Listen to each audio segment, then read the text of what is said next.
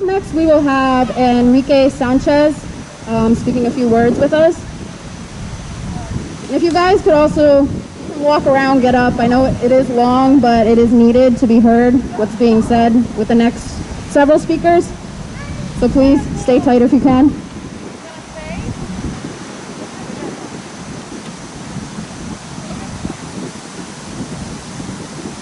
Good afternoon, everyone. Before I start, I just want to thank Mel and Jess and Ellie for organizing this event, this protest, rally, an act of solidarity with police brutality and against Black and Indigenous people of color. I'm not going to speak too long. I just want to address a couple things, raise awareness.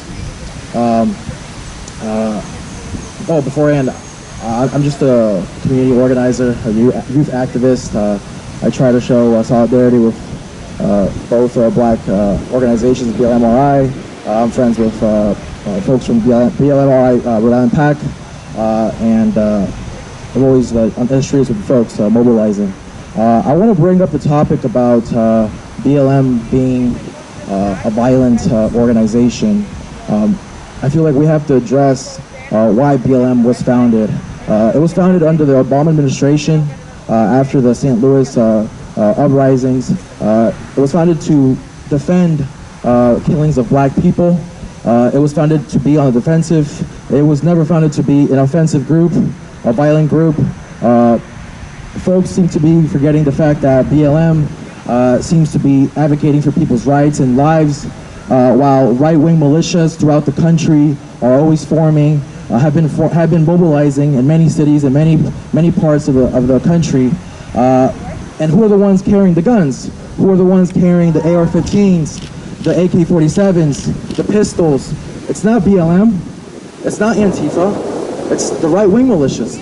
It's the fascists, the right-wing fascist groups that have been mobilizing illegally with the support of the authorities, with the approval of this administration, and people seem to be confusing both groups as being violent. No, we have to address that BLM is on the defensive for people's lives, for people's futures, for their kids' futures, and we have to raise awareness and educate our friends and family and people. One more thing I want to bring up. Yes, this is a race problem, but more than anything, it's a class struggle.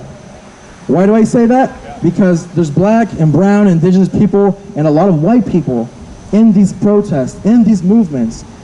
Not just here, but in the South, in the Midwest, in the Pacific Northwest, in the West Coast. All along throughout the East Coast. There's Black and brown and white people, LGBTQ people mobilizing in the masses in huge numbers. This is a class struggle, a class movement that we have to start realizing. They want a race war, but we have to make them realize it's a class war. That's it, folks. Thank you.